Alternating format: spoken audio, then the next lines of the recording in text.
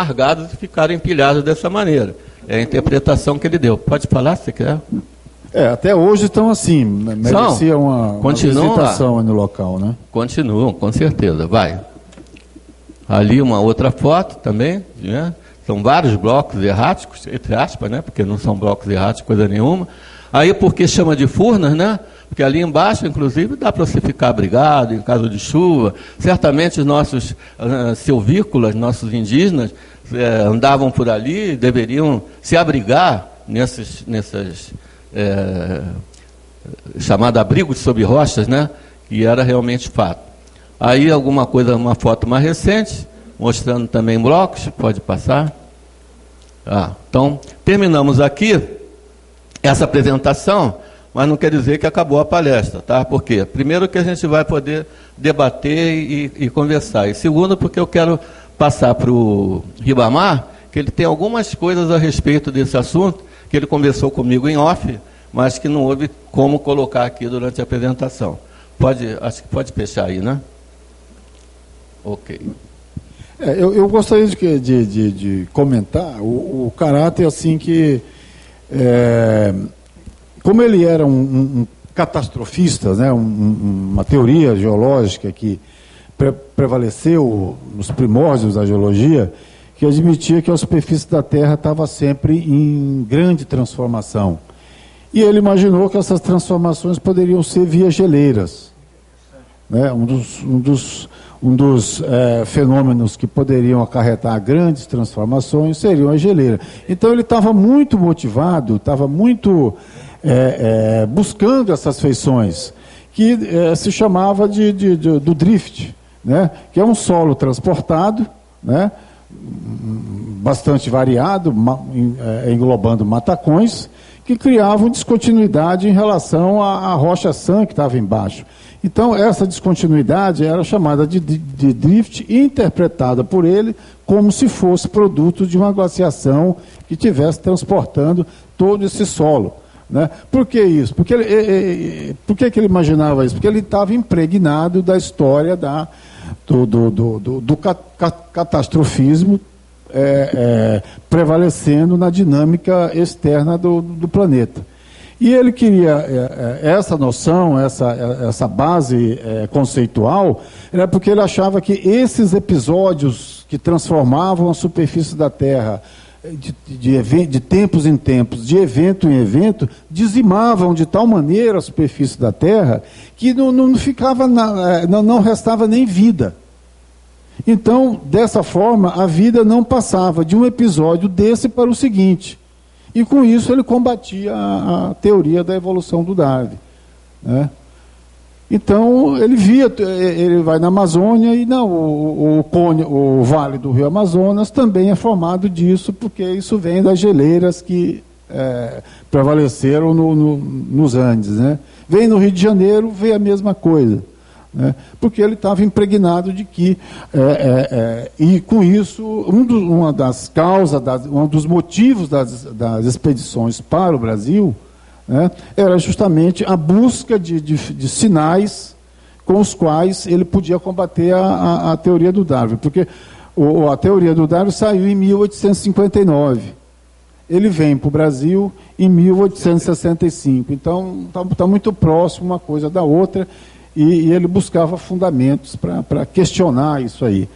Outra coisa que eu queria comentar era esse início da geologia brasileira, né, com os naturalistas, né, as pessoas ligadas quase que a ciências humanas e sociais, antropologia, etnocracia, né, que estabeleceram as bases da geologia brasileira. Porque em 1859, também a mesma data, os Estados Unidos estavam descobrindo petróleo. A descoberta do petróleo é de 1859. 1859 estava criando a Standard Oil. Quer dizer, outras visões do que a geologia poderia fornecer para a sociedade. Enquanto isso, eles estavam mandando para o Brasil, ou criando expedições para que se estudasse a geologia de uma outra forma, né, as expedições que vinham para cá com outro objetivo. Quer dizer, isso trazido para os dias de hoje, Outro dia foi mostrado aqui, por um pesquisador aqui da UFRJ, que acredita que há um gap de 100 anos entre o desenvolvimento da geologia no Brasil e outros lugares do mundo. Então a gente vê um pouco disso aí nessa origem, né? Um começou de um jeito e a gente começou do outro. E toda essa base prevalece, de certo modo, ainda hoje no Brasil, né? Que faz com que a gente tenha aí um território muito grande, ainda para estudar, ainda para cartografar, né?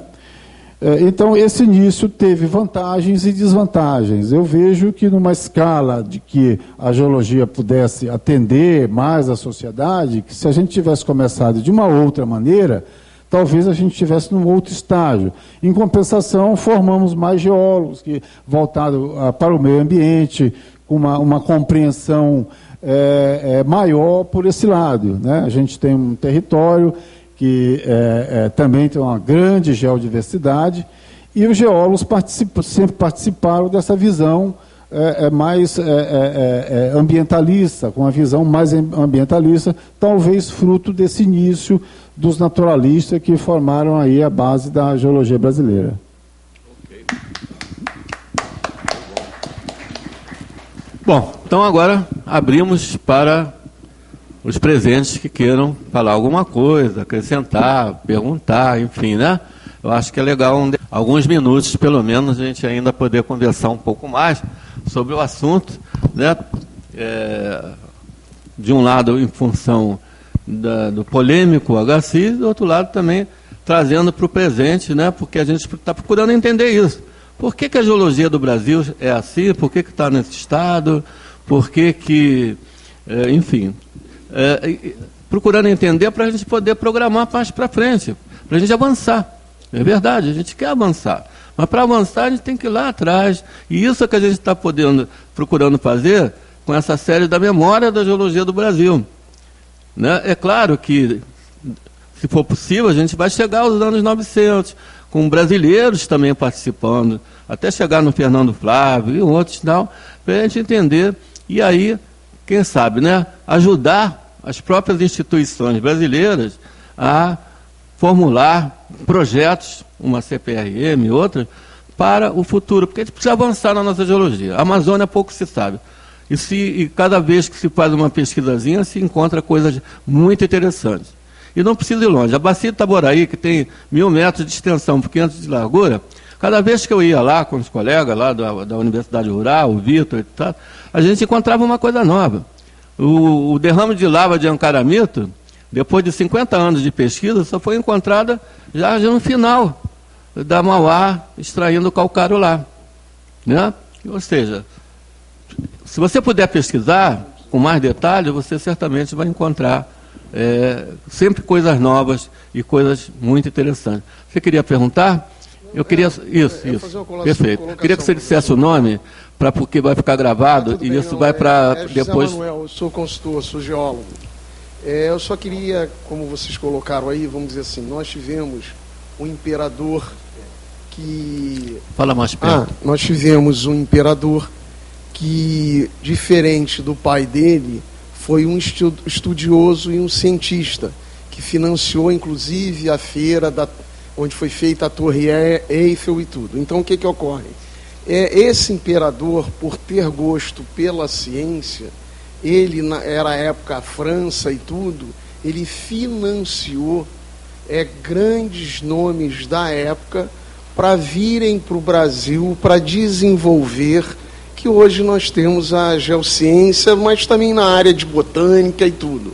São os naturalistas que vieram para o Brasil. Isso nós sabemos. Eu só estou colocando duas coisas, mestre, para o senhor, que o senhor falou aí, que eu achei interessante. Primeiro,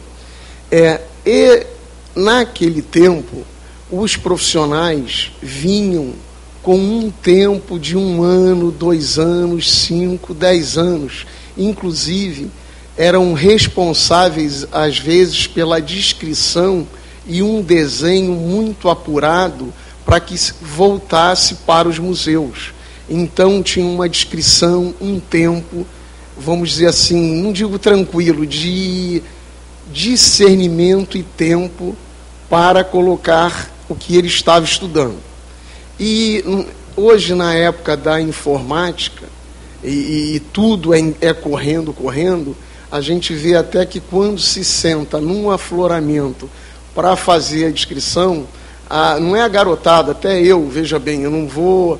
Você tira uma foto digital e fala, olha, já vi o afloramento, olhei, fiz coisas, depois eu faço uma colocação sobre o que eu levantei. Eu gostaria que o senhor falasse um pouco sobre isso, ou seja, do tempo que eu sou formado há 30 anos, onde é um tempo pequeno, mas nós parávamos mais no afloramento, discutíamos mais sobre afloramento, e hoje não é culpa de ninguém, está tudo pressa. Ou seja, você tem que escrever, já mandar, fazer o projeto e tudo mais. Então, queria que falasse alguma coisa sobre isso. E essa colocação de esses profissionais que vieram através do financiamento, do imperador e tudo, e que fizeram a escola dos geólogos que nós somos hoje, vamos dizer assim, vieram pela ciência pura, eu acho, na época. E esse desenvolvimento até agora, um panorama, o que o senhor acha que em 10, 20 anos vai acontecer? Pela sua experiência. Obrigado.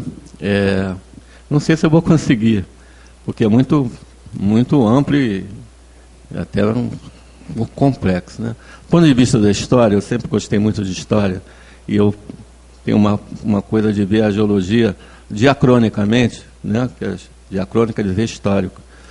E aí eu fico assim, coloquei até em alguns trabalhos, em alguns artigos, meio que por alto, porque as pessoas achavam que não iam entender muito bem essa questão do diacrônico, que quando você pega assim um derby e ele descreve Irerê, Curuá, as formações que ele viu na Amazônia, na época, com as dificuldades que tinha, porque tinha que ser ao longo do rio, e você for lá e a descrição está perfeita.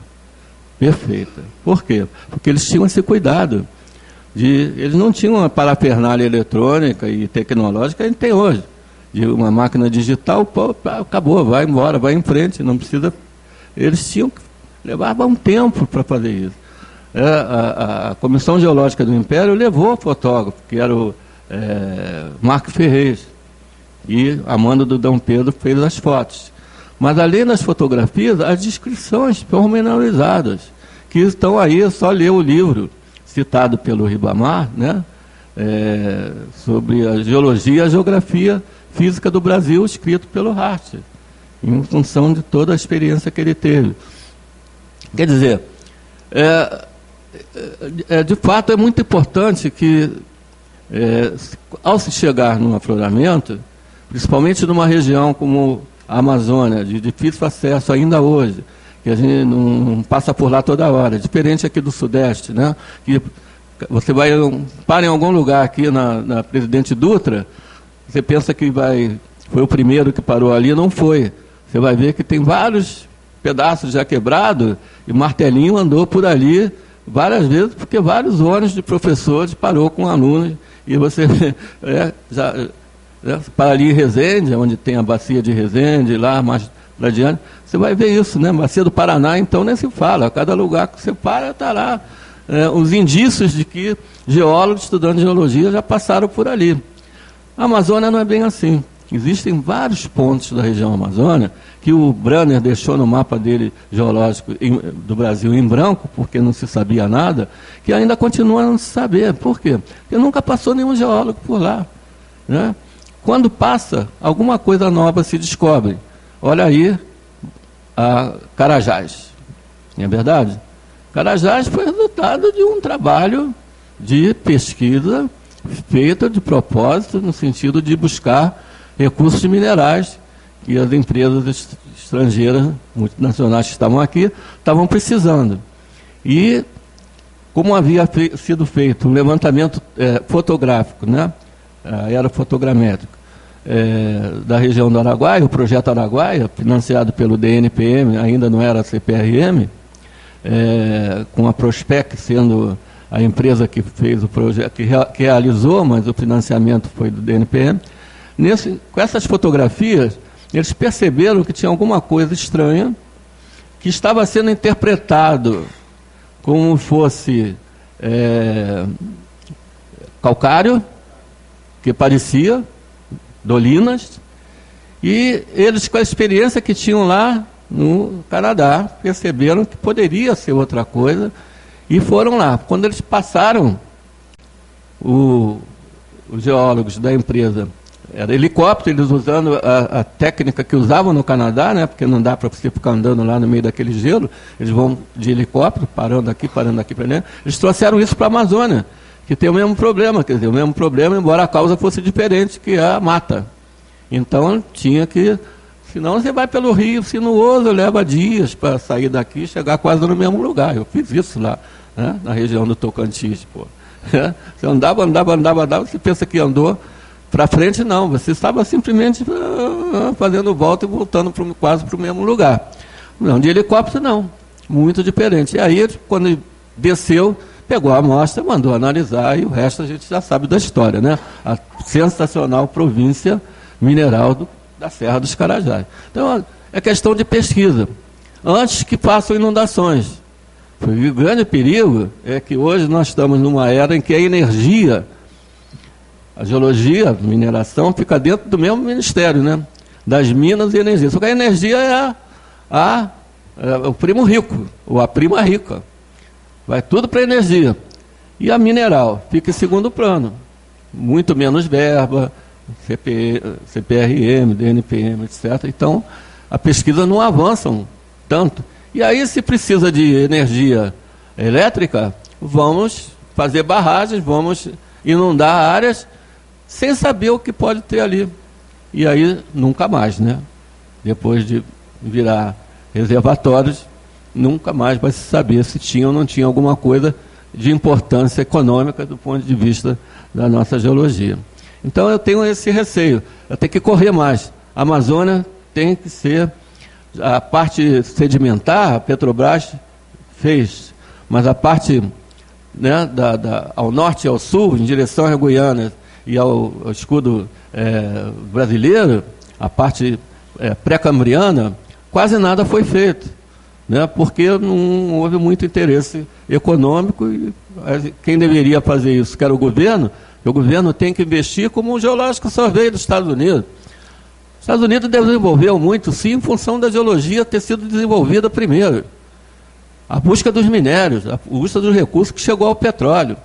Mas houve investimentos do governo com um serviço geológico que o DEB tentou colocar.